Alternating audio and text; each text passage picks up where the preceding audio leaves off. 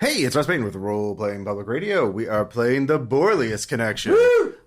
This is episode 18, I believe. Yeah, this is it. This should be the finale, unless things go terribly wrong. So we're in the middle of Operation NEPENTHE, which is the finale in Baltimore. In the last episode, the agents went here to Baltimore to finally track down and stop Simon Orne, the necromancer, from doing whatever he's going to do. And why don't we just go around the table? You all what do you remember most, or what was the most vivid memory of your character's investigation so far? So, Agent Eli Money. In the full campaign? Well, in Baltimore. Oh, probably losing my hand to a dream god. Yeah. You didn't lose it. It was improved. Yeah, it's pretty up there. Yeah, that's not great. Yeah, you were the chosen of Hypnos, and he gave you a gift, and it's already been proven very useful to open the time door into the past. I'm worried it's going to affect my trigger pull, but other than that, it seemed to have been a good choice so far. Yeah. Memorable for certain. Yeah, Agent Marcus Abrams. I had to sneak a big fat corpse out of a morgue. Yeah, why did you have to do that? Hey, it was quid pro quo. I had to do that, to accomplish my mission for the New York ghouls. To convince this one, don't support this guy. He's bad. Don't support this guy. He's bad. We also have to kill a Majestic 12 agent. No, that was a... yeah, you already blew that guy up. Yeah, right? we already... Have I? I don't know. Yeah, I set a bomb and I walked through a portal. Yeah, that's true. Anything that happens after that is not on me. That's true. We put up crime scene tape and it said, do not cross. All right? I don't know what else I'm supposed to do. That problem's over there. In the past. We're beyond it. Yeah, remember, we already gave them the head. Yeah. They've got the head, so all right. That's good. Well, we'll find out. Actually, that's a good point. You didn't exactly hand the corpse over yourself, so... Hey, they said they were good at digging. They were good at digging. Right. So, Agent Gina Land. I think at least at this point, it's like going into an alleyway, which is actually the Narnia entrance into Metland, where we got to fight corpses of that's like overdose victims that were somehow used for a ritual. Actually, most of them were still alive. There were only a couple of corpses. That's not even more comforting. Hey, yeah. After we were done, there were a lot more corpses. That's true. You did destroy the shooting gallery. Absolutely. Yeah. So yeah. So yeah, as we left off, you two went through the time portal. And Gina, where were you exactly? I believe I had stayed out, so yes. that I was going toward...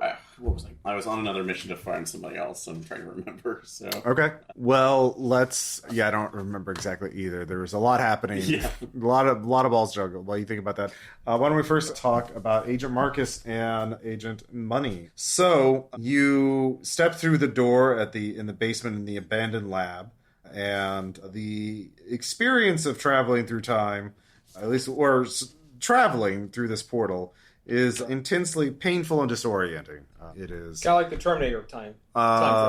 No, I mean it is, except that it is painful and disorienting. So it is for each of you like the most painful and unpleasant experience you've had. Like you're reliving the most painful and most unpleasant memory of your life, but slow down quite a bit. What would that be for you, Eli? First kill. Yeah? Yeah. Seeing that man fall down and knowing that you caused that in the jungle, I presume. And it's happening over and over again to the point where you feel like you're the one being shot as well. You're seeing yourself through another man's eyes, dying over and over again. So go ahead and give me a stability test and a health test. Okay. Both of these are difficulty... The health test is difficulty 5. The stability test is still just difficulty 4. Spend 1. Help me out a little bit. That was useless. I made the damage worse. So what's the stability damage? That is going to be 5 stability or 1 sanity. Take the sand, thank you. didn't need it anyway. And yeah, the health test is difficulty 5. To avoid becoming fatigued. I'll spend 2. Okay. I make that. All right. Marcus, what is the most painful or unpleasant experience? The helicopter crash in Central America. Oh, yeah. So you're watching this in slow motion, helpless to change events. How did it crash? Was it a mechanical failure? Was it enemy fire? Or was it something else? No, it was mechanical. Okay. Just like the a rotor completely blew out. Okay. You could see you. So, I mean, it wasn't even cool, like getting shot down. Right, but you start at this flashback, this memory. Before it happens, you're helpless to stop it, helpless to do anything about it. And you watch yourself crash over and over and over and over again until you black out. So give me that stability and health test. I'll spend 1 for stability. Abrams is trapped in a Call 4. of Duty cutscene. Okay. Yeah. Okay. So 4 and all right, and Health test is difficulty 5. I'll just roll that one. Okay. I'm gonna keep it on the table. Mm-hmm. Nope. I got here. I got. All right. That is, you are fatigued. So fatigued means it means you can't make investigative spends until you rest. Again, you have a penalty on target numbers. But let's see here. Fatigue. It's not listed in the index. Cool. Thanks. Definitely. No, why would I put a status condition in the condition? No. I'm almost tempted to like, dude, do you have any uppers? Yeah. Well, I know that's not normally your thing, but I mean, there's only a limited number of things that yeah. Trail does to you, and one of them is you can't spend the points. Yeah. So we'll say, yeah, but you can lose fatigue by resting. But both of you awaken in the abandoned lab. I'm tempted to ask Money, like, I know you're normally downers. Do you have any uppers?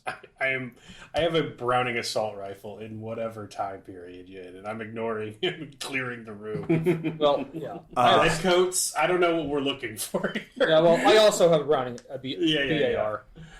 So the two of you, the room looks different. It looks, younger, more well-built, cleaner. Less, it is still lab, but it does not look, actually, no, it does not look like it. Let's see here. 371. It actually moves around and has several labs, so they don't really, let's see here. They've been in a lab. Actually, it's not a lab yet. So it's just a building, a basement of a building. It is fine. I mean, there's nothing unusual about it that you can see other than it is clearly a much younger building, or, a century of decay has not happened yet, and you have no choice but to leave and get to the street. And you find yourself in Baltimore of 1849. It is do either of you have history? I do. All right. So in general that this is the Baltimore of 1849 is a rapidly growing city. The first city to have gas lighting, the first to be connected by telegraph, a city of sawmills and shipyards, a city of immigrants and escaped slaves. But there is something different about this as you look around the streets. One, the sky is, pallid and ripples with strange colors. There's no sign of the sun and no true night, just a constant gloomy half-light. The air is heavy, full of a horrible, lethargic-inducing heat, despite the lateness of the year. And there are people walking about. They are dressed in what you recognize as, the clothing of the 1840s and 50s. And they seem to be moving at a slow pace, rather exhausted looking. The people that pass you may look at you weirdly, but they mind their own business and don't seem to pay attention to you that much. But you are in Baltimore. And what's my hand doing? Your hand is... It still feels a little warm to the touch as you used it to activate the portal, but it does not do anything right now. It's not doing anything else right now. Okay. We need to get to the tower, right? We think that's where he's going, based off the map we found. So, yes. All right, well, let's just go to the tallest point in the city, then. Mm-hmm. All right. So it's the shot tower? The Phoenix Shot Tower. Yeah. So, as you look around, let's see here. So you start looking, so we'll get back to you. And meanwhile, now I remember, I was leading the National Guard, members that we had there, to the shot tower in the present. Yeah. In order to try to fend off any issues that our friend on the other side of the temporal pincer room. Yeah. To make sure. Yeah. So now all right. So you have your 20-man squad, and you're taking to the Phoenix Shot Tower. That is, when you get to the tower, it has been marked as a historic site. It has been cleaned up, but there are also a number of vans and other vehicles waiting for you there. And there are a half dozen men in suits with sunglasses, even though it's night, looking very stern. The National Guard's soldiers are looking at you very quizzically. So, it's not much right now, so... Okay, that's like looking around at all of them. Listen to me right now. All of those men over there, they're going to give you credentials. They are going to tell you that they are off. That's like, they have authority over this place right now. We have greater authority in this place. Deny them, point them out to, that's like me, get to positions. That's like that I've told you about. Do not let them move you off the mark. Okay, man, one of the agents of the megaphone starts using it and says, National Guard, this is a direct order from your commanding officer, let's see here, Jack Briggs, and he's ordering you to stand down. You can confirm it with his office on your radio if you wish. You were relieved of duty. You are to return back to base. So... Go get him, Operation Valkyrie. Yeah. I'm actually in charge. I'm the king of Baltimore. Everybody. So the sergeant of the chart, says, get on the radio and confirm this. And they're looking at you. Yeah, actually, spend the second point of CIA to go. They're saying they're obviously on intercept. They are not. That's like does not work. They're not CIA. Damn it. Yeah, no one likes listening to the CIA. That's why they usually pretend to be somebody else. Yeah. Or military science to basically see that's like to help. Military science, they you don't have to make a spend. They have more authority than you do. Yeah, the science says listen to your commanding officer, not some random half Vietnamese lady. Who's not in uniform. No. Yeah. Which works off of that too. Shit, I'm not sure. They can't at least go without any. One of the suits is approaching you. So, I hate not being in the owner of cell phones. So, at this point, looking around, it's like I'll just go ahead and start approaching him. Mm-hmm. All right, he stops when he gets a couple feet away from you. It says, "You should come with us, man." Why? Do you not realize the shitstorm that's about to hit this place? We have operational control over this jurisdiction. Yeah, what operational control is that? Be happy to show you, but we need to come. You need to come with us for a debriefing. Mm-hmm. So that doesn't happen. That's like happening at this moment. So I'm going to take a guess and say you've heard of the clearance Majestic 12. And so that's like, it sounds slightly familiar. So you definitely know we have the absolute final word in what happens here. Mm-hmm. And if you want to advise us, that we would listen to you, but you need to come with us to secure briefing room. So he's not asking. Yeah. And so at least that's on there. Negotiation, just so at this point, if I can work with them. Look, can I talk to you? That's like off to the side. That's like without the rest of the you're already off to the side. Yeah. The truck is pulling away, though. The National Guard truck. Shit. So, look, I need those guys recalled. We already have 2 operatives out in the field. That's like where are they? And so I cannot. That's hard to explain. I cannot confirm that because it's operational security. We can take you to a secure briefing room at Fort Belvedere and put me in a brig. No, you will not be put in a brig. We want to talk. And so that's like here's what I'll be able to do. I need those National Guardsmen recalled back to this position. With the instructions that I have my order. You may have your orders, but I have my orders. My orders are to bring you in so we can talk. Okay. Then you will not be held. You'll be able to leave, but you have to talk to my leaders, okay? So then before they do that, I need a phone so I can make a call before we go. Okay. There's a payphone right down the road. Okay. That's fine. So here, get in my car, I'll drive you. So you can follow me, and I started walking towards it. So. Okay. He just kind of motions, and he's very exasperated. He's like, "Oh my god." Yeah. You get to a payphone. Call Carstairs. So. Get an answering service. God. Yeah. If I'm your handler and you are in possession of the enemy, and you're like, I gotta call my guy. I'm not picking that up. Yep. Okay. Are you leaving him a coded message saying you were being taken by... Yeah, basically it's along lines that's basically along the lines of, Majestic 12 has me, I am gonna have to go right now. The guard, that's like the depot is not there. I do not have contact with the other 2. Okay. help. So it's like the tractor is red. Yeah. No, it's immediately just like, dogs barking, can't fly without umbrella. Let's Yeah. Just... It's very obvious code language, yeah. But yeah, they take you to the fort, so you are on your way. But so the two of you looking around, and let's see here. You can spend that point of history if you want to be able to figure out where it is in 1849 Baltimore and navigate it, or You should do that. navigation. I do not have history. Wait, can I spend this? Yes. Yeah. I thought I was fatigued. Oh, that's right. Yeah. You're both Fuck. exhausted. You can't think straight. Well, I'm not exhausted. I passed my health check. Okay. Do you have history? Nope. Okay. We got survival. Yeah. You need to find a place to rest, Oh, God damn it. or you can talk to somebody.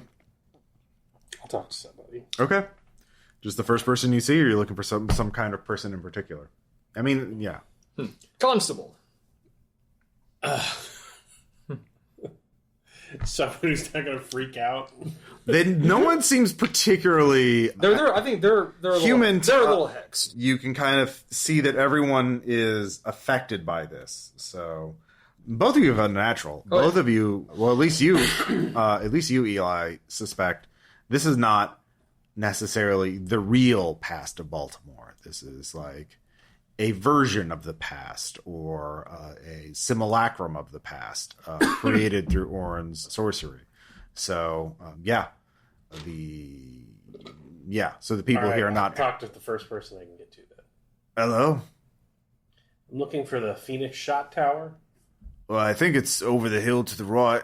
Oh man, it's hard to see, isn't it? I'm gonna go drink it. Do you want to drink? No, I'm good. I'm just looking for the tower. I think it's that way. All right, thank you. Okay, he goes off. I'm going to ask the next person I see where the Phoenix Shot Tower is, and hope Right. they point in the Yeah. same Like I said, he sounds exactly like the first guy.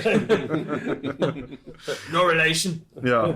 The second guy actually refuses to talk to you. He walks wide. He's just views you with intense suspicion, perhaps even paranoia.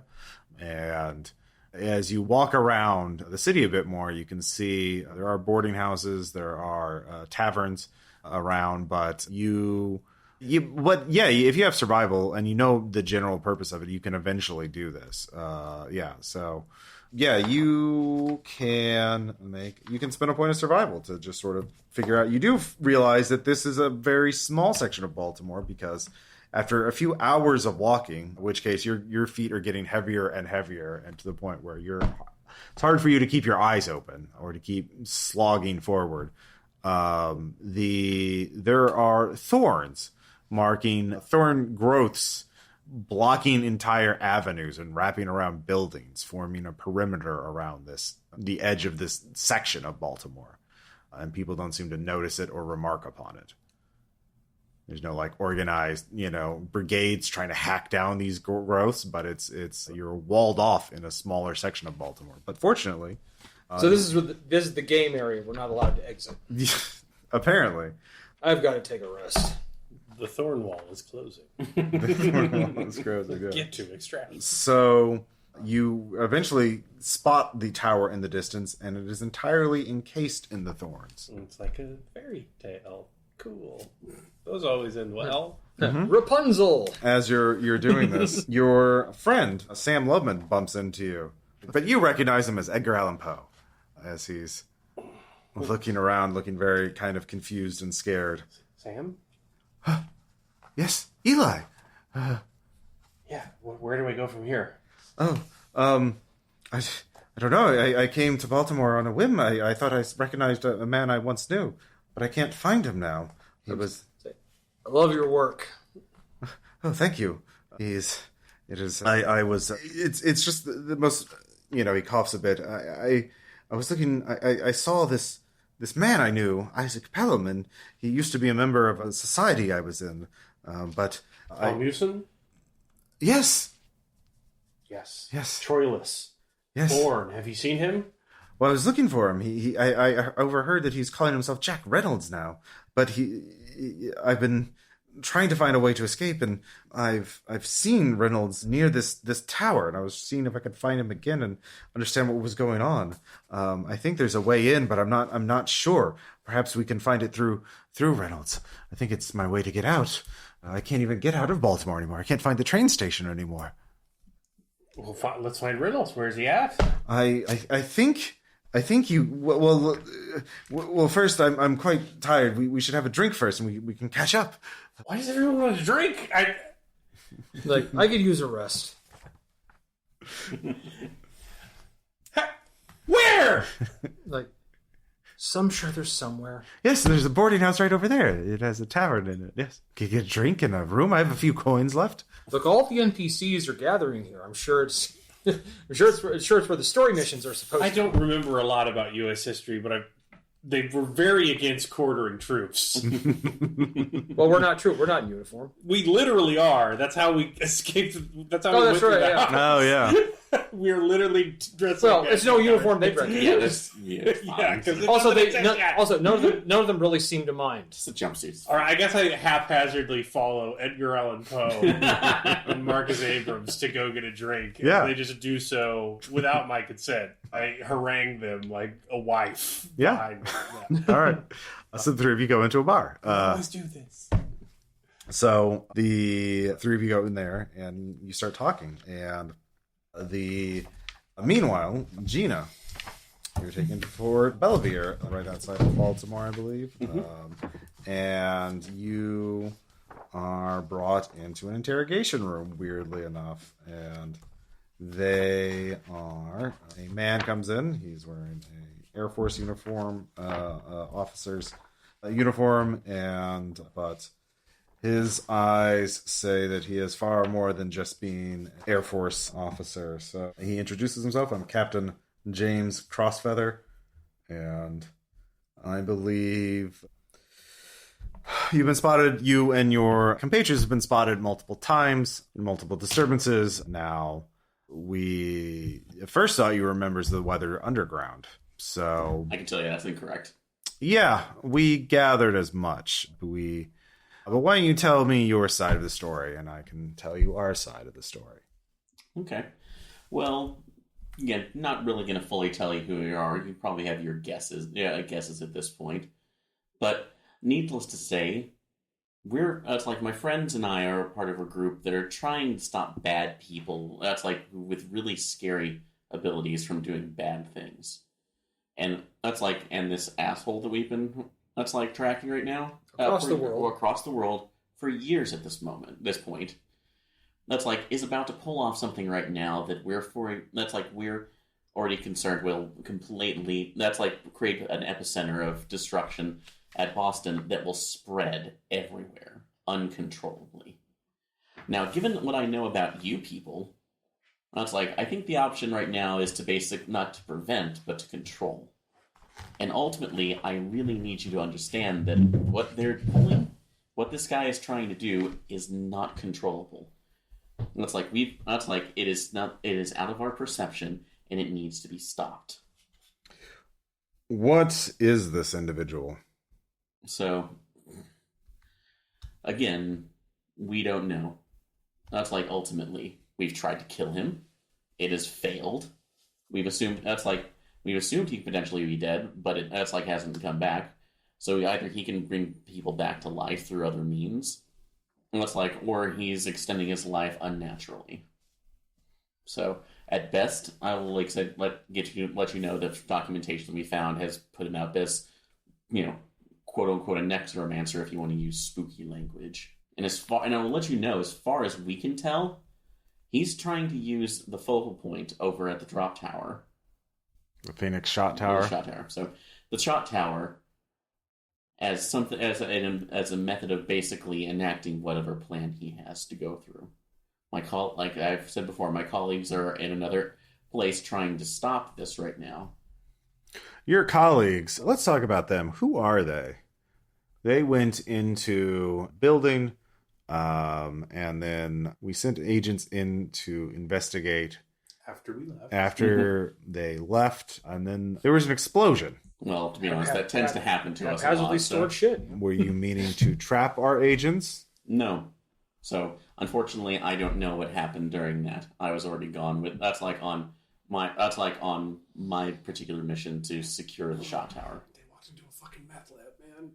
What do you expect? Wasn't meth, it was heroin. They don't know that? They do know that. Yeah, I'll find the evidence. But that Is it being over said, there, Yeah. over there, or over there? that being said, there's also... There's a heroin epidemic in the city, not a meth epidemic. Yeah. I don't know. It's something I can say. Yeah. But that being said, though, they obviously went into a drug den afterwards, and there are volatile chemicals everywhere. So you're saying that Phoenix Shot Tower is going to be the epicenter of a disturbance. That is what's suspected. But you do not have any concrete information about the actual nature of this disturbance, what is causing it, or the forces behind it. So, again, other guesses right now that I assume that you are on the same level of having as well through it's like years of research and collection of information. Well, what we are trying to do is protect this country from threats that are beyond regular scientific understanding, regular scientific comprehension. And so with that, we need concrete information. Do you have any concrete information about any of these disturbances that have been happening in Baltimore in the last period of time, last month? Which is going through. And sorry, I'm also trying to remember so I don't say something. I've seen and recognized the plants, correct? The bushes, yeah. Yes. Yeah. Have you seen those weird bushes that have been growing everywhere? Yes. So that's not natural. No, it is not. Do you know what makes them grow? So I'm assuming Rondo. It's what plants crave, yeah.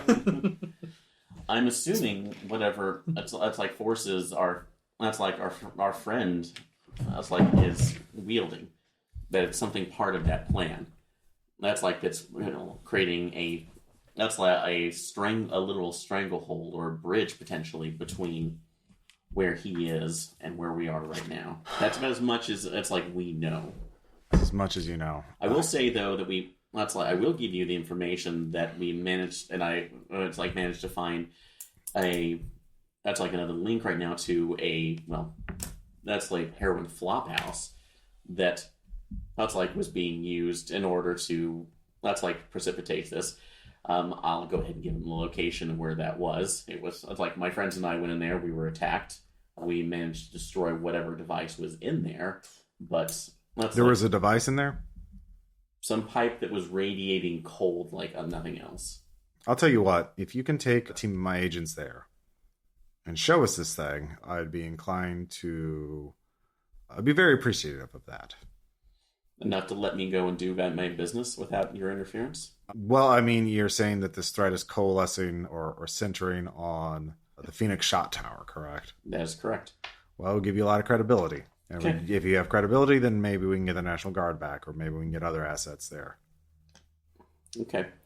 So I'm willing to go through that, but I will let you know we did destroy it. And also, I'm going to let you know that this place does not meet... That's like normal physics. So they do... That's like when they feel something... We have detected that, yes. We have our scientist who is... At this point, yeah, the door opens and a woman comes in. She is... Dr. Volette, please...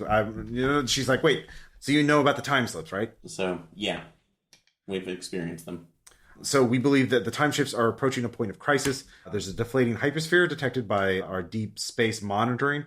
It's going to contact a cosmic event is about to happen in Baltimore's ground zero. But you think the actual ground zero is the Phoenix Shot Tower. Is that right? Is that what you're saying? Yeah, that's correct. Okay. But the entity that is causing this, it's ultra-terrestrial, right? A time traveler. It's moving through time as we move down the road. That's clearly that. So do you have any idea of like the identity or the motives of this entity? So outside of it, it's literally to extend its own life and to bring whatever it's like its version of its own, that's like itself as a god or something, into our own reality. That's as far as we can tell. It's trying to basically bring, that's like it, a reality that it assumes. Okay. In immortality. Well, all right. So we'll send the team out to see if you corroborate your theory about this place, and if so, we will take it from there. So, meanwhile, back in the past, or a past. So you talk. You. Will this count as a rest, by the way, or do I have? You'll actually have to sleep. Yeah. All right, then I'll be doing that. All right. So yeah, Marcus passes out almost immediately in the flop house. Just you and Edgar Allan Poe or Sam and the other people of the flop house of the tavern. You know, Poe is muttering to himself. I've heard many stories about this Jack Reynolds. He's very wealthy and secretive, and with an interest in chemistry. And there's also many stories of disappearances and kidnapping around Baltimore. And cats and dogs, but now children have gone missing. And I think we just need to find out where this Jack Reynolds lives. Yes, that's what I'm trying to get at. Yes. Where does he live? Well, I don't know. We should ask around. I can ask. There's many people here. Look, that man he looks like as the baron of a merchant. Or a lawyer, perhaps. I'll go talk to him. What? I take off my glove. Yeah. I show him my hand. Is there any reaction? May I touch it? No, I grab him around the throat. Are you Sam? Or are you the Poe? Are you the person who sent me here? Yeah. Do you work for him? I see the poetry of the spheres. I'm not a humanities guy, okay? Listen to me, cousin fucker. You got me here for a reason, okay? Because I'm doing something you can't do. And I came not because I don't trust you. I never trusted you. But I know what's in your best interest is in my best interest to stop him. I need to stop him. I don't need to talk to people at a fucking bar. I need to find him and I need to talk to him. He just kind of hyperventilates and passes out. You need a drink now. I go to the guy he was going to talk to. Yeah. Like, where's Jack Reynolds? Do you want to make a spend of some kind? Intimidation. Oh yeah, that's very intimidating. Yes. Take me to him. Well, I've heard he lives at a house on Broadway. It's a very fine house. He gives you an address. Many go to do business there or to talk to him. He is very learned, you know. Yes, I've heard. Point me to it. I'm not from here. Okay. So yeah, he gives you the address. You can find it though. You don't have to make a roll to find it. My partner is unconscious. Yeah, you could just wait a while. Am I snuggled up with Edgar Allan Poe? Yeah. Okay. Arm around his shoulder. Yeah. Like, so are you gonna wait a while or do some drinking, or are you gonna go on by your own? It doesn't seem like a good idea to go off by myself. Probably not. No. So I hang my head in my one human hand and wait for all right, a teammate to wake up. I'm sorry, I've never traveled through time before. Yeah, and you got EP. I got time travel in the middle of the op. I got time travel EP, okay? I'm sorry, General, we couldn't achieve the objective. We were EP. Like temporal field EP. It's like, sorry, field EP. So meanwhile, you head to the shooting gallery and best team ever. Let's see here. Do they let me keep my gun? Yeah. Okay. There's like four of them and one of you. Mm-hmm. Well, there's four of them and one of you. So, yeah, the one thing, you realize that with your human, you recognize that you have been here before, so you can get past this without. But for them, it's extremely disorienting for them to even get on the street that the shooting gallery is on. They kind of when you cross the street, it's like when they step over this invisible threshold where they're all like, "How much time has passed?" It's not that much. Again, time is flowing normally. We are just essentially in between spaces, so you're fine. Okay. Okay. It's just It's hyper physics. Get a grip, people. So. But the building is there. There's nobody. There's only bodies there now, and part of the ceiling is crashed through, and showing the pipe which is cracked open. That can't be good. Yeah. And so, are you going to send them to look at it first? Or are you going to lead the way? I'll point it up there, but I'm going to tell them, 1, the potentially bodies may get back up again, so put them down quickly. 2, that was not cracked beforehand. I advise that's like approaching it incredibly carefully. So you're sending them first? Yes. Okay. So, there's 4 of them with you, and Yeah, one of them stays behind, the other three go up. And they approach forward and says, we got a body in the pipe. Wait, there's some markings on the inside of the pipe. And one of them leans down. And let's see here. Body comes out of the pipe. And the other two are looking, and then screaming. And so the guy's looking down right next to the body, looking at the interior pipe for a while, and seeming like, how long can it take him to look at some markings on the inside of a pipe, right? And then another man, the second agent, goes down and leans in towards the pipe, and then there's a blur of motion, and one man grabs at his neck, and vines start growing out of his mouth and neck. And then the other guy, give me a sense trouble check. Don't like that. Mm-hmm. 2. Oh, thank God, 6. Okay. The first man who's leaning down takes out his handgun and domes the third guy. So The one next to me, or no, there were 4 total. Yeah, okay. One got killed with vines coming out of his neck. One is turned and has shot the third guy, but you're with the fourth guy. I grab him by his coat and just haul. It's like, we need to go now. Okay, roll athletics. Okay, so it's been 2. I got 4. Okay, or even. Even. Okay. He's going to shoot you. Okay. Shoot at you. He's going to spend 2. Okay. He definitely hits you. Yep.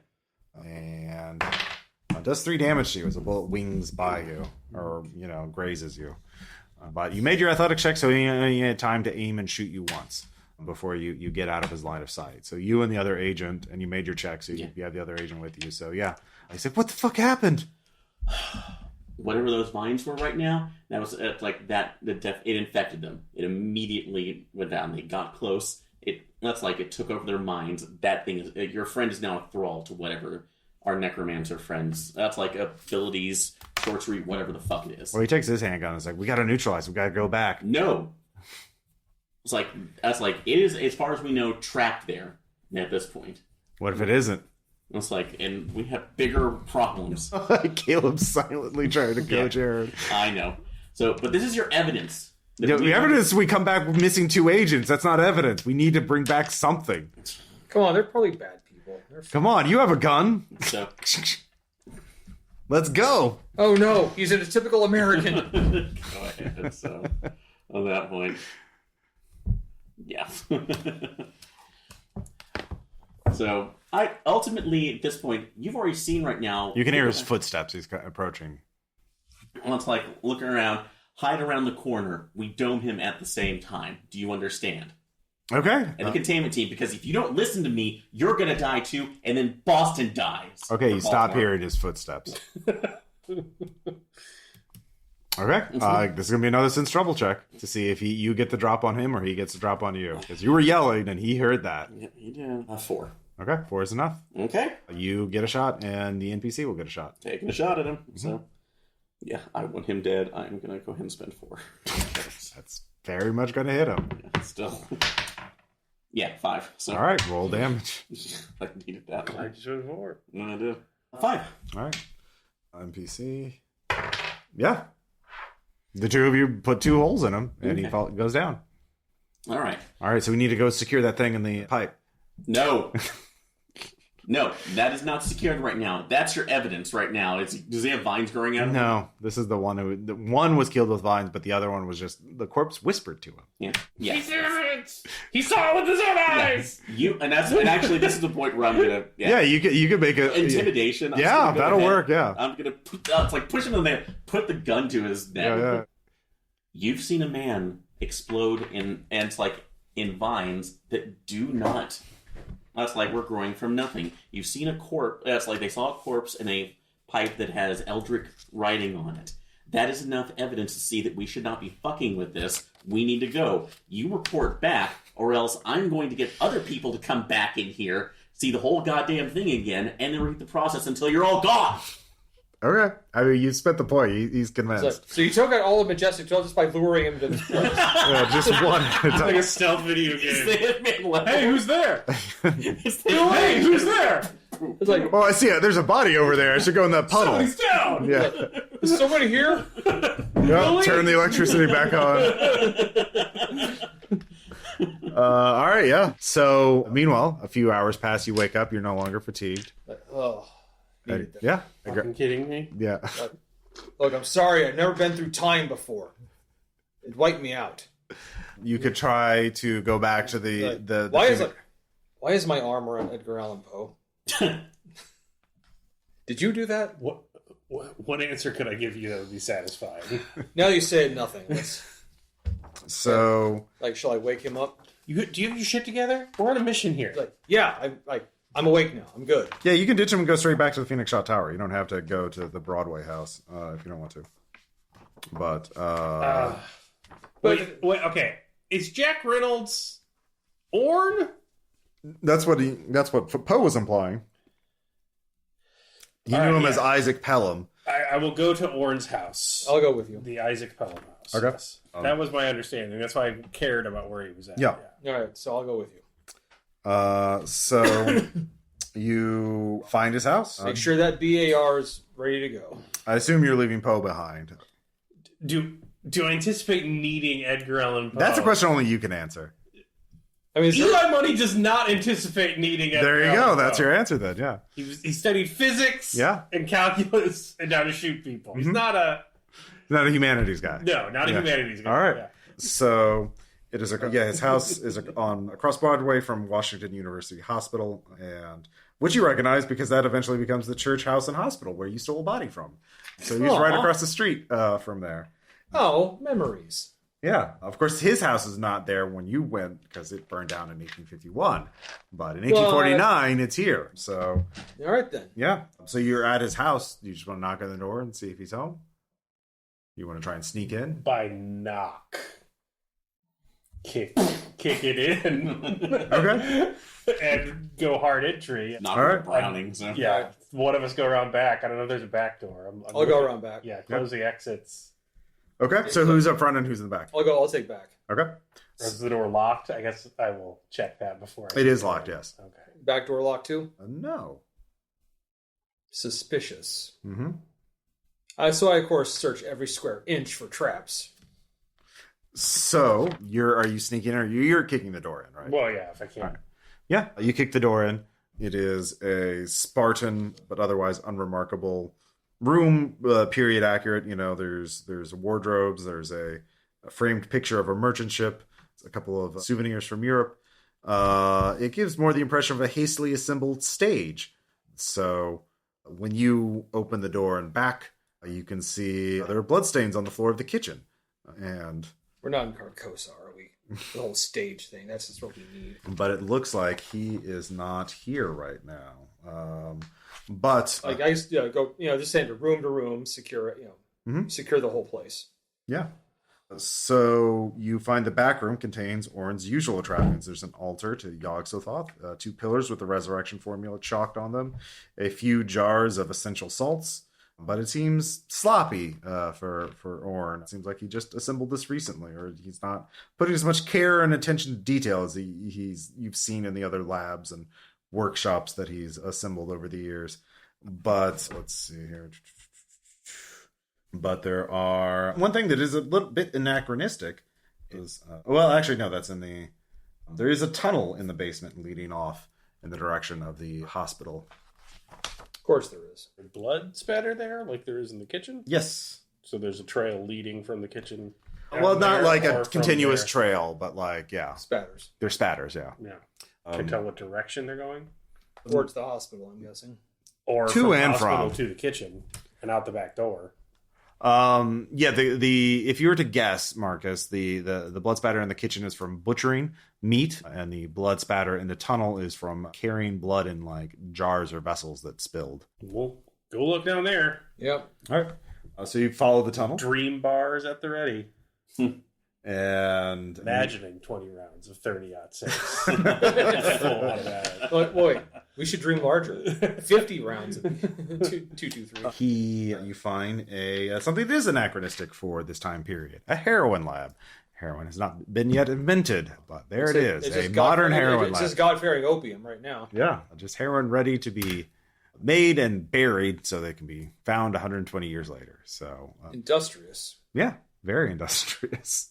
So, but you do find let's see here. Yeah, you do find a note that he left. He was to Barnabas, I have gone to my castle of thorns. The time is nigh. Soon our enemies draw near, but victory is assured. Who's Barnabas? It's the one I spoke to while we were in Baltimore. He's a ghoul, but I convinced him to stop supporting him. That's good, I guess. Can I roll preparedness to have something? Sure. I'll spend 3. 8 to have some rat poison. Yeah. Put it in the time heroin. It's all right, yeah. It's going to put a big damper on the market. Back up the stream in Baltimore when the free heroin has a bunch of hot shots in it. Yeah, no shit. It's ruthless.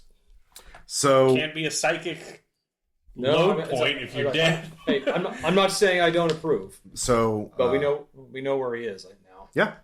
So the two of you realize where he is definitively, and you get to the Phoenix shot tower. Well, I run back down the tunnel. Yeah. I burn his house down 2 years early. on the way out, and then we go to the shot tower. Yeah. Okay. Fair enough. Was that just on your bucket list? Mess with time? Eli Money, time vandal. So this is where the doctor's going to show up and stop you from doing that. So, meanwhile, back in the present, the Majestic 12 takes the debriefing. Well, losing 2 agents is not great, but, goes with the territory. Yeah, they'll send more teams in with better instructions on how to extract the samples for research. But they're taking you seriously now. And so, yeah, what is your recommendation for containing this ultra-terrestrial entity from manifesting at Phoenix Shot Tower? Okay, so my 2 colleagues are positioned in a place where they will be able to basically intercept. But we need to be we need to be around there. That's like around it, and especially at the top, to basically, prevent anything from coming through, because it's supposedly an entry point, which means that our target may be coming around through there. So we need guns, we need everything else, control points, we need to be able to take out of that as needed. So that. Also, my colleagues may be coming through potentially with them. So I will give generalized descriptions, but they will not be undead necromancer who's wandering around. Also, with your people, you may, there may be, I can't say hallucinations or mirages, but basically images of the target. So they may confuse it, they may try to, come out the other way, basically time images. So.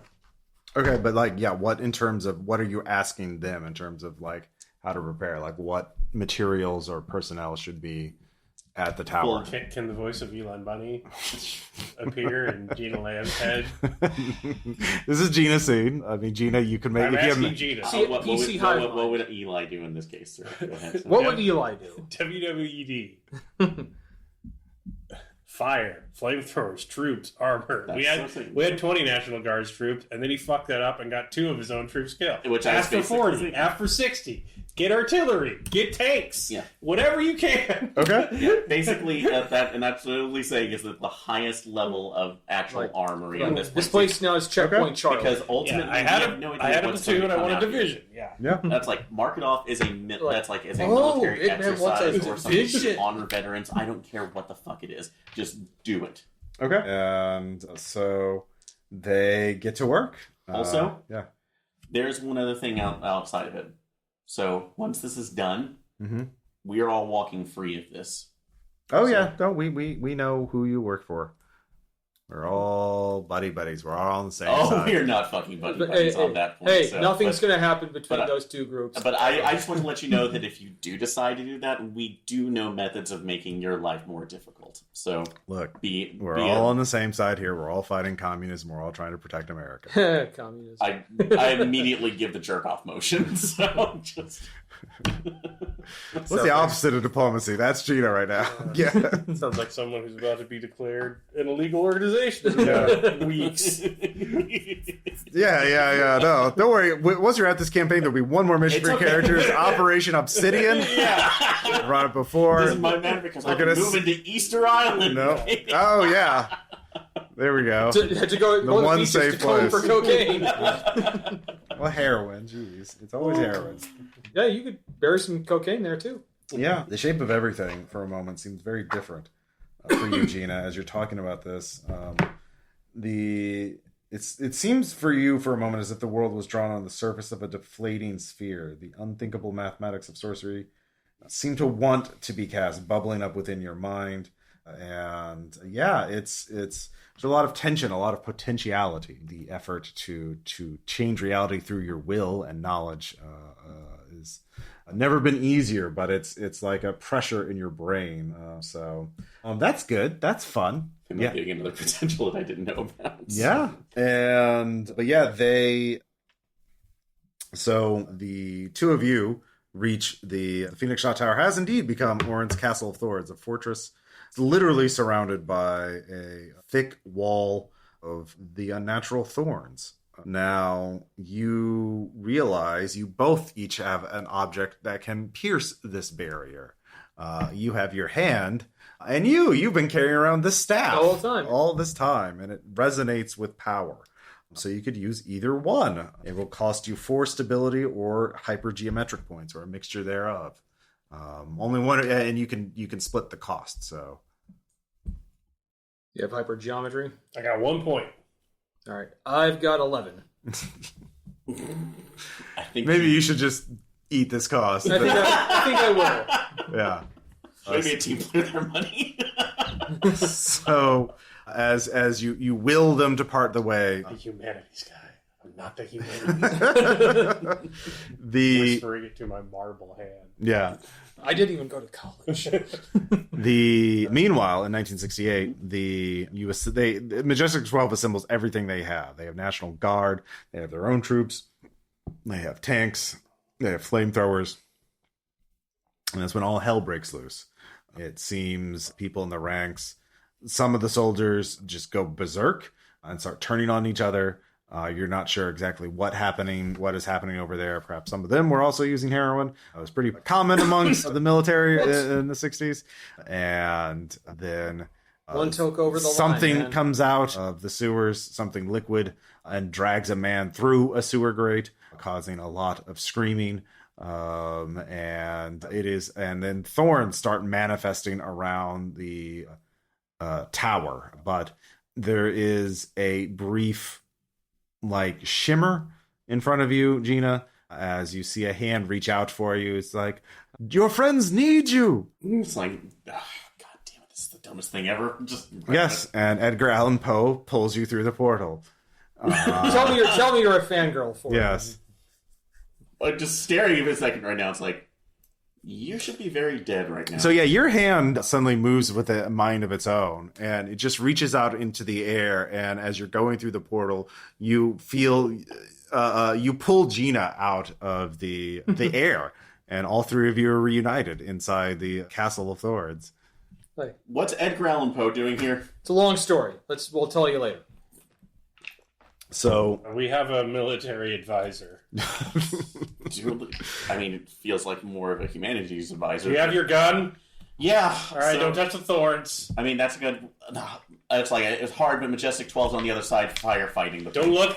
No peripherals. Straight ahead. Well, it's a spiral staircase. You have to look at the windows. Damn it. You're on the lowest level of the tower, and in front of you there is a vat of water. When the tower is actually being used to produce shot, molten droplets of lead fell from the furnace on the top level and would solidify into perfect spheres when they hit the water.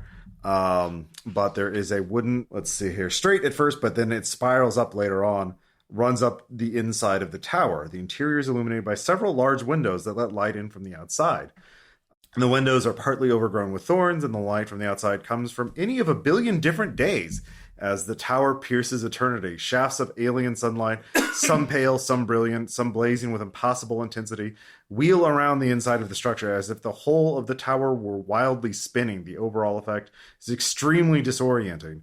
From the top of the towers, you can all hear Orn's voice loudly chanting.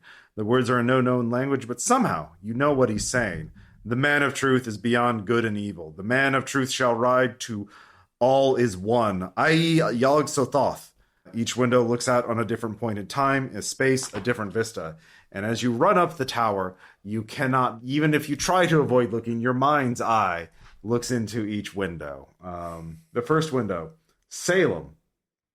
Instead of the Baltimore streetscape you might expect, the first window looks out into a cold New England forest. It is nighttime, but the moon is so full and so bright, it looks like a great silvery sphere hanging close to the treetops. A circle of men surrounds the tower, chanting. They're dressed in colonial garb. And the agents recognize Simon Orn in their midst, a younger, unscarred, along with his brothers and the Almusan Metatron, Joseph Kerwin and Edward Hutchinson. It's a summoning of Yog-Sothoth in 1690, the ritual that gave Orn and his compatriots their immortality. Cotton Mather, the leader at the right, points straight up at the window and shouts, I behold, past, present, future, all are one in Yog-Sothoth. Second window. The agents see another past event, an attempted summoning of Yog-Sothoth in Scotland in 1727.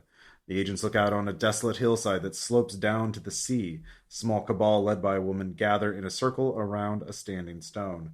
An elderly woman climbs atop the stone and raises her hands to the sky. The stars above become warped and distorted.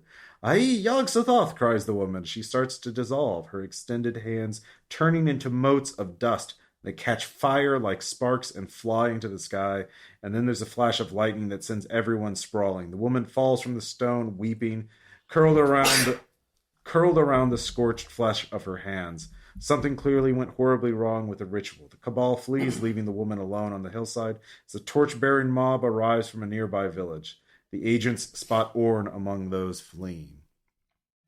The third window, as you are above the tallest buildings in Baltimore. The window looks out at the rooftops of the city in 1849. It is evening.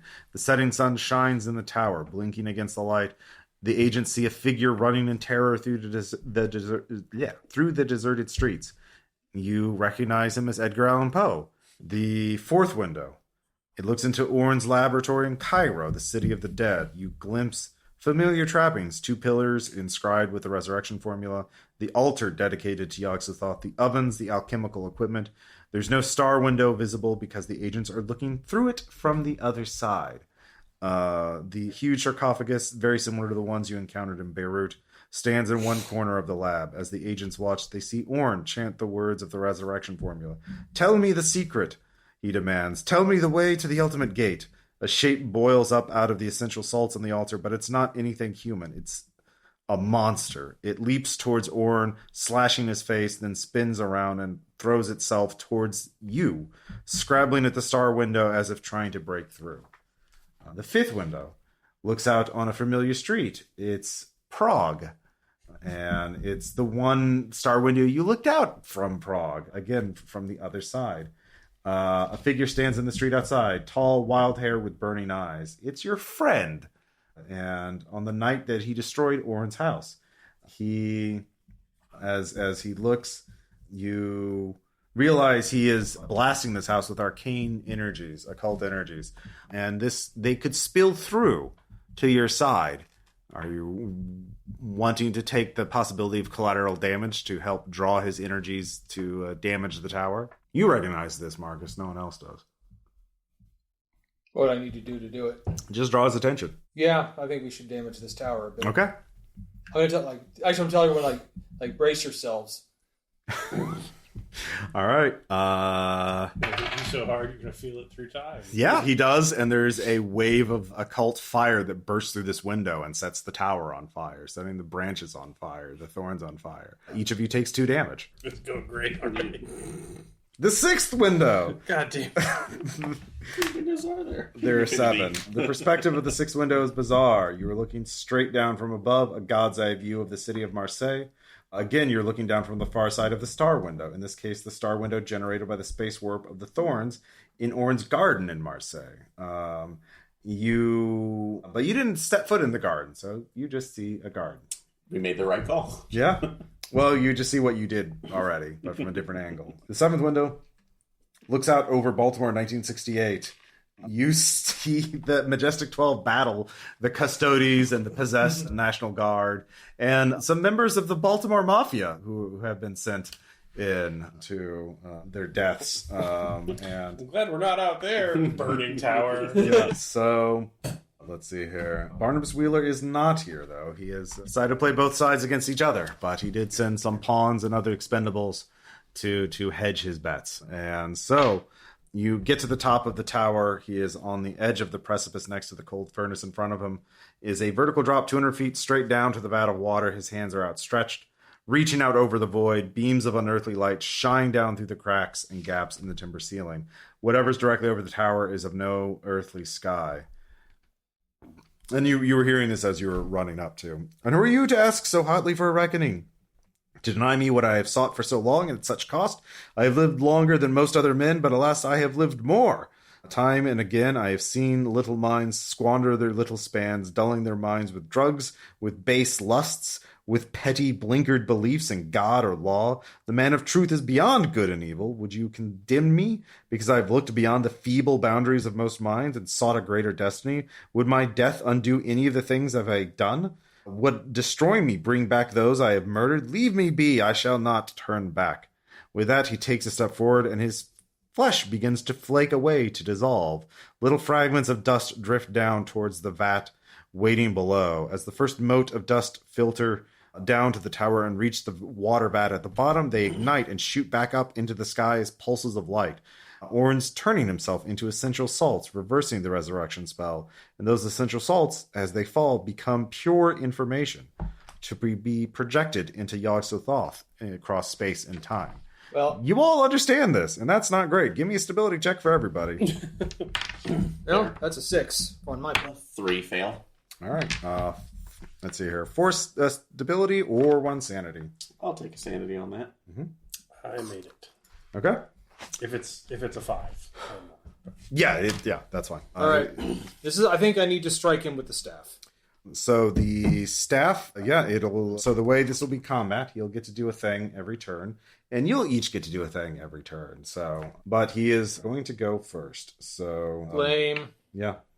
And he basically he has a pool of points that he needs to hit. It's basically he's doing an extended challenge where he needs to get a high target number, and each round he gets to roll to see how much he gets closer to that. But he can also spend his points to do things. But your actions can reduce his pool. And if he loses all his pool before he gets to his target number, he loses. So, and let's see here. All right. Let's see here. He is going to lash out at Marcus with the tendrils of Yog-Sothoth. Let's see here. He's going to spend 3 on fighting. And he rolls a 6. Didn't need it. And that will do 4 damage to you as the tendril lashes into you. Okay. Are you still up? Yes. Okay. What's your health at? Health is at 8 now. All right. Very good. And then he will make his... So that was 2 for that. And then he will spend other... Let's see here. Oh, he'll spend 4.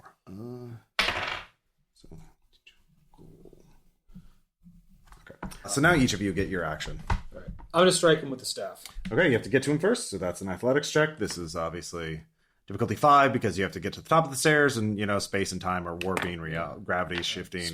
Spend 4. Okay. And I got a 6. All right, difficulty 4 to hit him with the staff. And the last time I leveled up, I put 3 into melee. Well, so I will hit him. I'll spend those 3. Okay. That's a 4. Okay, that hits. Roll d6. 5. 5. All right. Okay. He doesn't like that. The staff just feeds pure entropy into his body, destroying the information that he was trying to send to Yog-Sothoth to become Yog-Sothoth. So, yeah, that's very effective. He really doesn't like that. It's super effective. Yeah. So, Eli, what do you want to do? Would a gun do anything? Well, I hit him with the staff now, so that it's supposed to take away his immortality. Do you have a natural to spend? Yeah. Okay. I spend it. Yeah, killing him is actually what he wants to do, because he wants to die to be turned into essential salts to do that. Now, if you have hypergeometry, I have 1 point of potential. you could recite the resurrection formula and try to unmake him, or no, to bring him back to keep him alive, because he wants to die to become one with Yog-Sothoth. But if you bring him back, you're just reversing that. So you could try and chant that. I'll say difficulty 5. What skill is that? Hypergeometry. You just spell one. I will spend my 1 point and try and remember. Yeah. Can I? It's like aid him with my point of hypergeometry. Sure. Okay, and spend the one. You have to spend one. Yeah. So yeah. Yeah, but I have that, and I can Oh, spend the can unnatural. I spend one as well? No, you already acted. Okay. Okay, so yeah. No. Okay. All right. Okay. So that was your action. That was your action. So. Okay. Do I need Not a to spend- humanities guy. Do I need to spend a natural as well, or? Yeah. So let's see here. Now, well, you can think of other ideas next round. Okay, I just didn't even know if I had to spend that or not. So. No, he had the idea. You shared it. You tried to recite the resurrection formula, but you botched it, and you realized you can try again next round, or you could spend unnatural to come up with other ideas. So next round, he really doesn't like you, Marcus. Let's see here. Let's see. Okay, he is going to spend 3 in order to alter your past so that your helicopter did not crash in Central America.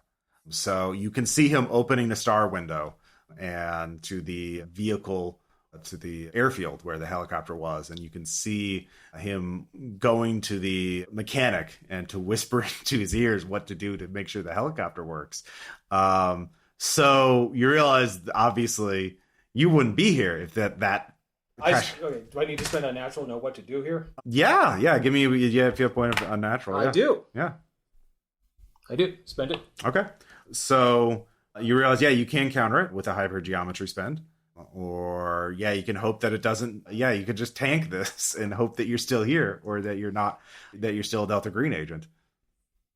So if you want to stop it, if you want to reverse his effect, that's an opposed. He spent 3, so you would have to need a 4 or better on a hypergeometry roll. I'll spend 3 more. Okay. All right. 9. Okay. Give me a stability check. Wizard 5. Okay, lose 1 sanity because you suddenly have a glimpse of your life where you didn't crash and you weren't contacted with those, and you were not a Delta Green agent. And what would you have been like had you not done that? If you'd had a normal life, would you have a family? Would you have kids? Would you? No, I'd still be flying helicopters, but like higher rank and actually still loving flying. Yeah. And there's friends, there's meaningful there, and there's a part of you that is screaming at you, why didn't you let him do this? And my answer is like, I made my choice now. Yeah. So he did that. Motherfucker. Yeah. All right. I love having an attack where you're just like, what if I went back in time and made you well adjusted? Yeah. and I savagely fight them. Cosmic therapy. Yeah. So and then he is going to roll as well. Let's see here. All right. Okay. And you 2 can each act. Okay. So I cannot. You doing that cancel your action. You had to focus on not letting. Spend another unnatural to see if what other ideas that can come up to combat him. So okay, you realize you could remove some of his matter and adulterate it with other materia can result in the liveliest awfulness getting transmitted through the ultimate gate.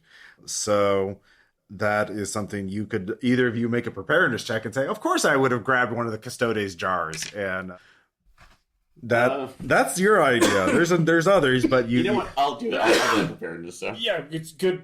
Yeah, good plan. That's definitely not going to be a different problem. But sure, is the water below us the gate?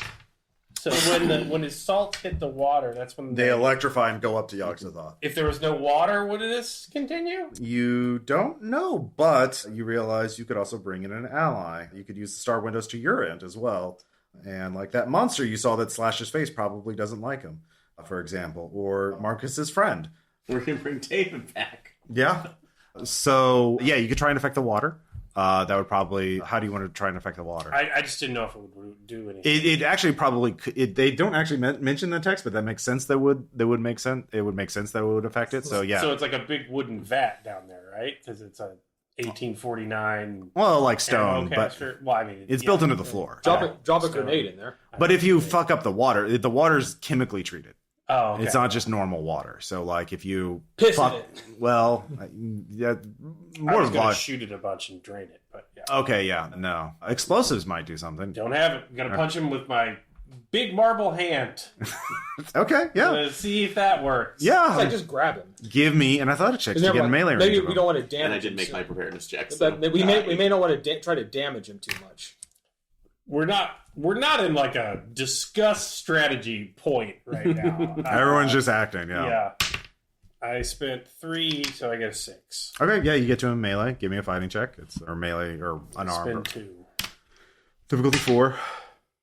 5. Okay. To slug him with my big marble hand. Roll d6. 5. All right. That actually does seem to affect him. As the hypnos does not like this happening, and so the You can kick his ass without needing a resurrection spell. Just saying. And what'd you get on your preparedness check? 8. 8. Okay, so you're just tossing it down. You're tossing it at him. At this point, I was just doing a yeet. So because we. All right, athletics difficulty 5. Your friends are in melee, so it's a little hard. 6 made it. Okay. All right. Yeah, it's getting mixed up. Like, if you didn't think this could get more chaotic, but somehow you all cinch it to shift a bit. Yeah, Eli's backpedaling. Oh, look at it. Let's see here. All right. Let's see here. Okay. He is going to warp gravity for both of those in melee range with him. It is a difficulty 5 as you basically get 0G'd and gravity's pulling you away from Orn. So it's difficulty 5 to grab onto something. I'm floating away. Okay. Difficulty 5, Caleb. Is this athletics? Yep. I am also floating away. Okay. And it was localized, so you were further away. Mm-hmm. So, and then he's going to just spend 1. Okay. And I will cite the resurrection. Okay. 2. Okay. 8. Okay. He starts shuddering as his body starts integrating, especially now also with the liveliest awfulness as the jar starts reintegrating or resurrecting. And it's pretty awful. It's very Cronenberg. It's not good. Yeah, it's not good. Yeah, it's very Cronenberg. Eli. So it's my turn again? Yeah. But I'm floating? Yeah, you can make an athletics check to climb against the floor and get back to him. Okay. I will try that. I'm completely out of points. I make it. All right, yeah, you can make a melee check. All right, I spend my last 2. Mm-hmm. Fist. Come on, 1 punch. 1 punch! 6. All right. Well, D6 roll for damage. Okay. Really want to punch this guy. You really do. It's like, you wrecked my car, motherfucker! So, there is an explosion well, as far as you can comprehend, an explosion. Captain Love says no.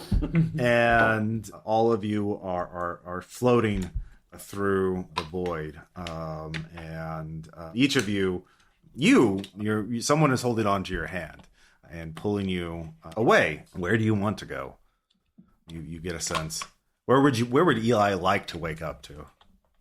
I guess back in the commune, Mm-hmm. in Washington State. I guess, yeah. You're in a grassy field. It looks like Oregon. It looks like in the distance, like you can't quite see it, but you think you're sort of at the bottom of a hill, waking up in soft grass, and you think you can almost hear the music of the commune over the hill, but behind you hear someone walking away from you.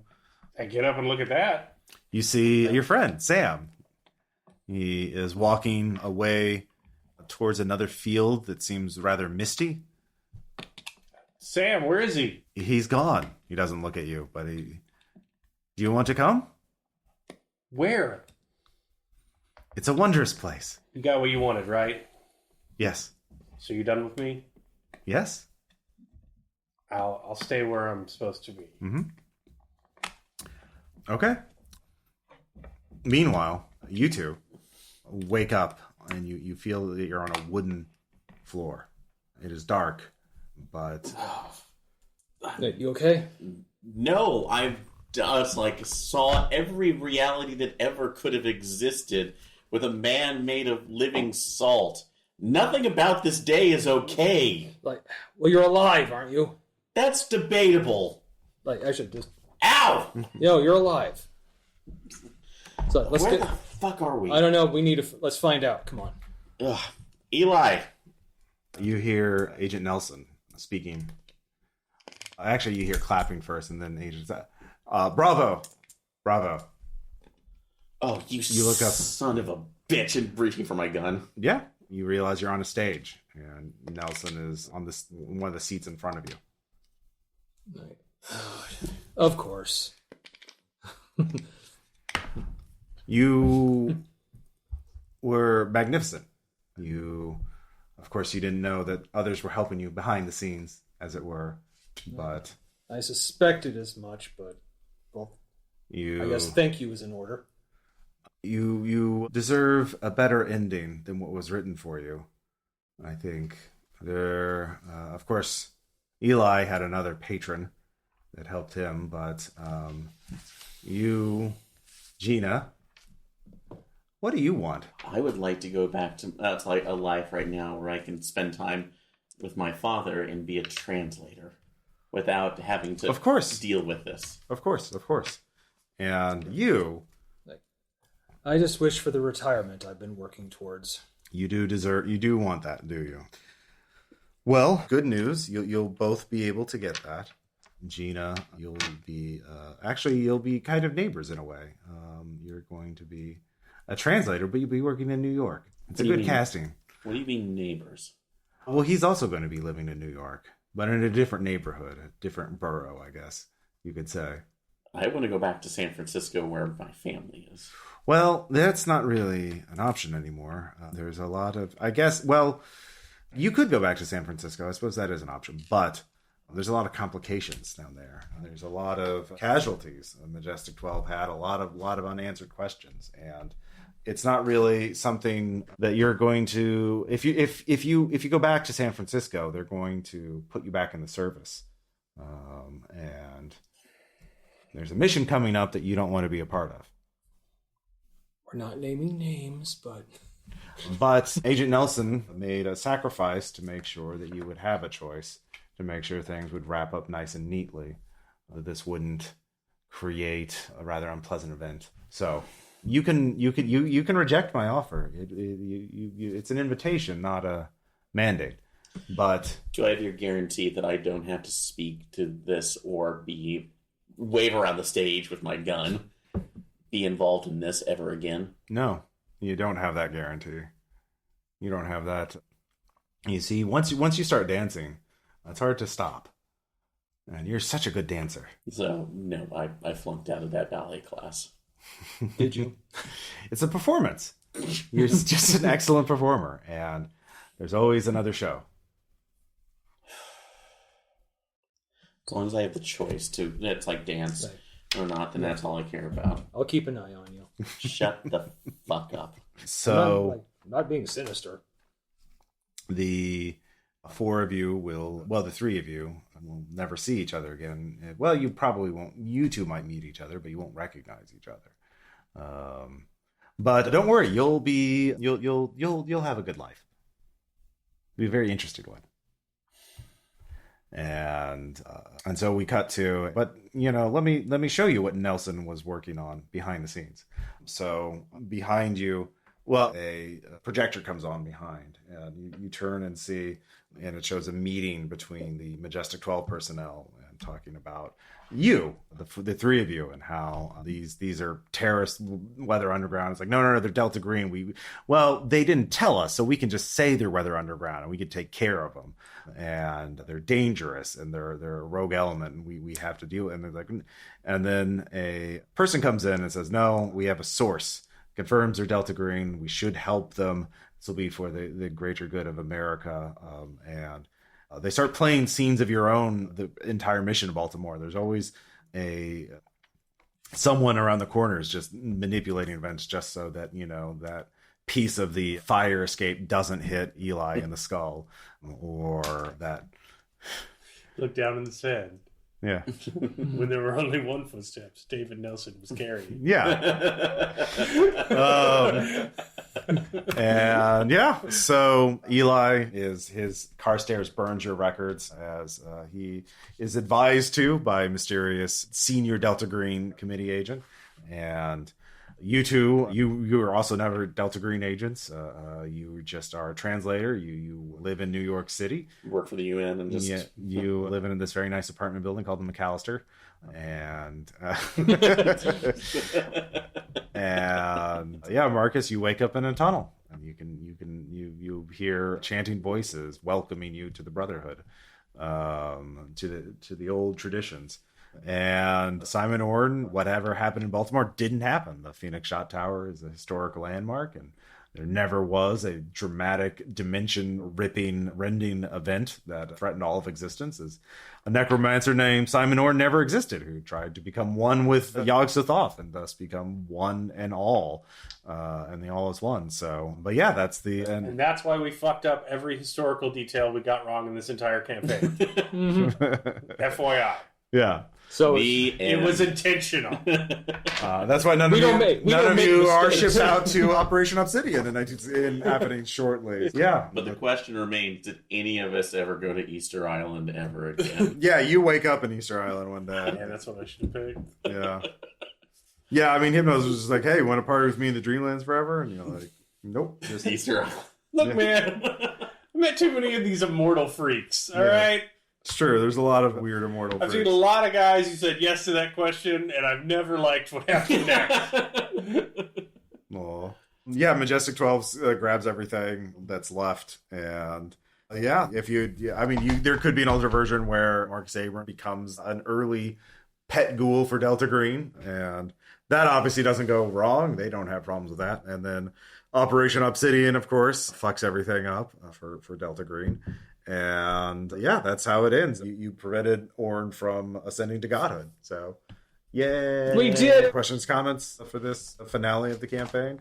It does get a bit weird towards the end. No, I was certain you were going to kill me. Had I been given the chance, I would have. Yeah. I know. I mean, I figured, it doesn't really just... These multiple gods got in the way. Yeah, I guess there could be a version where you two fight after the end. It doesn't say what happens once you actually end Orn, so it seemed like... Yeah, Carstairs, take the shot. I can't. There's a Greek deity in the way. I have to repeat.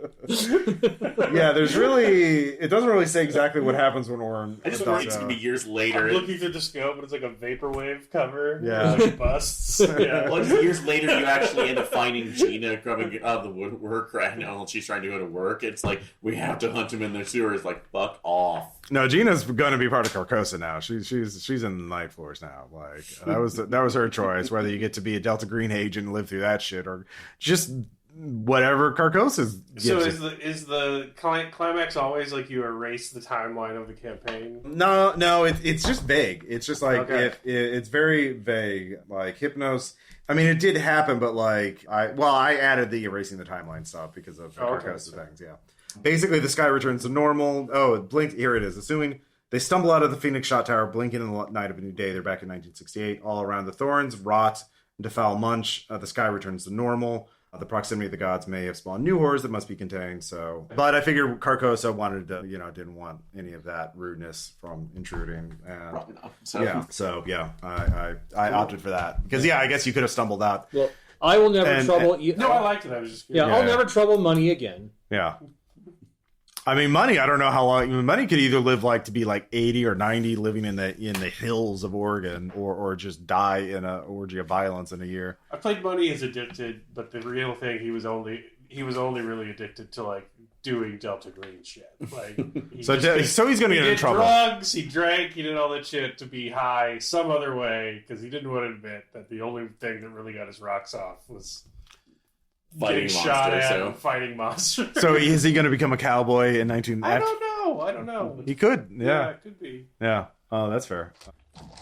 I mean, I'm thinking like I would actually like this. Maybe he's like a Stealing Valor guy in early Delta Green. Like, where were you during Obsidian? I was fighting the real battle in Baltimore. Like, what? There's no records of that. It's Exactly. Like, Exactly. Yeah. It was super hush hush. And part of it was like, it's like I want to make sure that. I had a handler. He looked just like Gene Hackman. Yeah, basically. Believe me, bro. Yeah. Sorry, Tom. Yeah, I was thinking like he almost want to like just try to keep money safe from the shadows. Yeah. The ghoul stuff is written in the book Barnabas Wheeler and all that jazz, but like with your ghoul subplot, I figured the keepers of the old faith would not want a ghoul helping someone else become Yog-Sothoth. That would probably. That's bad. Yeah, Mordigium wouldn't like that. Yeah. So. Yeah, dual loyalties. Yeah, exactly. Yeah. Hey, I finally found a religion I can get behind. Yeah. The charnel god. Yeah, exactly. Hey, look, if he gets rid of time, no one's going to be corpses. And then what do we eat? Well, in the Baltimore zone, it's terrible eating. Yeah. The ghouls are the ones eating. It's an ecological concern. It's true. So it's all become vegetarians the to human non-plants to become corpses. We have to age them.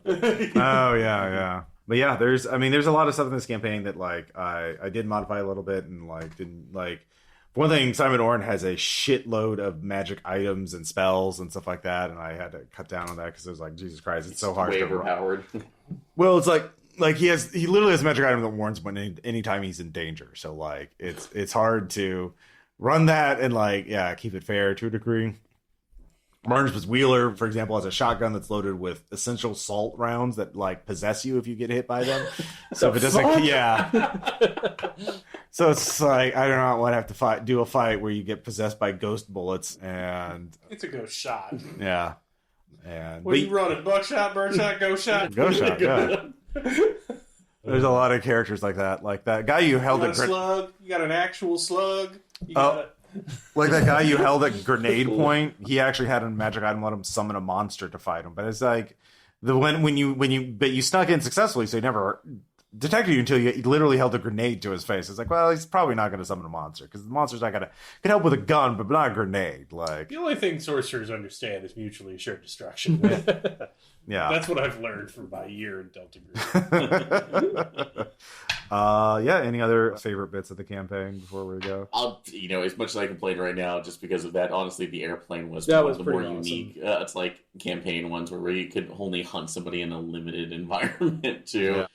And, legitimately traumatizing given the fact of like the experience of the real life experience of the 14-hour flight is like, oh yeah. Just imagine that, but there's 86 more hours. I know. I could play a whole campaign in Saigon just being shitty American expats pissing off the Viet Cong, ARVN, Air Force. I kind of wish there was a full campaign. Actually, I just really love that Money's one debriefing. It's like he fucking summoned a fucking horde of rats and ravens and shit. Although I do hope, like, sometime in the future, if we were any of us are walking in our normal ways, in our normal areas, and a Corson comes around and they look at us like, we know them. Somebody puts their hand on it. No, we're not dealing with them. No, let it go. With them, yeah. You thought a RICO case was bad. There's 3. No, there's really good moments in there. But you guys actually did all very well in the campaign overall. You avoided all the most of the lethal traps and shit like that. That's so good. You didn't really there's a lot. If the players fuck up and give Orn a warning or they do this, then he can one of the things in this chapter is if you go to the past but Simon Orn knows that you're coming to the past, he'll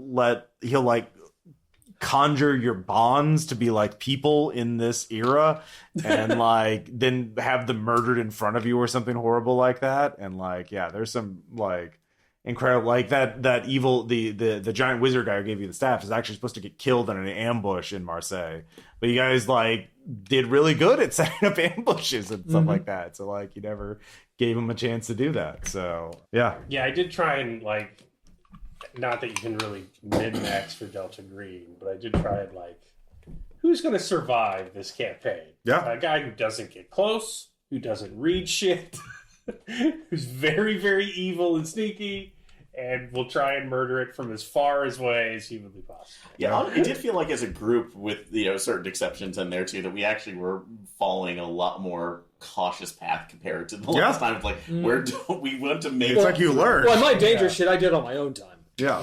That's right. Yeah. I'm doing some horrible supernatural shit, but that's on me time. You reading tomes on contributed time? No, I don't. Like, wait, unless you're doing that, it's like, Abrams, are you reading tomes? No. Go away. Like Put it in a Playboy magazine. Are you cooking up there? No. Are you reading the Necronomicon? I have the Cult of Ghouls and Playboy. yeah. Oh, that's hilarious. Brooke Shields upside down on the other end. I mean, yeah, there's some of this campaign that's like, how are the players ever going to get to, like the fucking prog house? Like, what is the reason to go there? Like, yeah, Yeah, that part I didn't understand. Hey, you want to go through this secret tunnel? No. To an alchemist lab behind the Iron Curtain? yeah. And then the description was like, oh, you just have to make a couple checks to get it past the Iron Curtain. It's like, well, yeah, but they're still not going to want to do that. But like, And I do love that we agreed, like, yeah, no, let's not do that. there's like 6 pages in the book. It's a lot of shit for there. Yeah. No, and also I just love briefing the other team, like, it's going to be really fucking dangerous. You're probably going to die, but Yeah, we're going to do this. we're going to do this. Yeah. Also, don't worry about the tunnels we're going through. Don't worry about them. Yeah. Lots of tunnels, especially later on. Oh, yeah, and money loves tunnels. Lots of tunnels. Yeah. But yeah, fun overall thoughts on the campaign. It was good. No, it's a lot of fun. Yeah, it's a great premise. Yeah. Yeah. Like, and I finally got to do the thing I've been wanting to do forever. We got happy That's ending, awesome. happy ending for everybody. And especially if you're going to do like pulpy Delta Green, it's a good time period because you're basically like every city you're living out. Sabotage. Oh, You know, yeah. Like hood sliding with your Fu Manchu. And, yeah. Yeah. Like, it's chain smoking. Yeah. Everyone smokes, and you have the full backing of the U.S. government legitimately this time. Yeah. Yeah. So you get And yeah, so doing official Delta Green, and also the fact that you essentially were doing lifetime generational on this. That you can, it was interesting to really go through years with these characters. In story. So Yeah.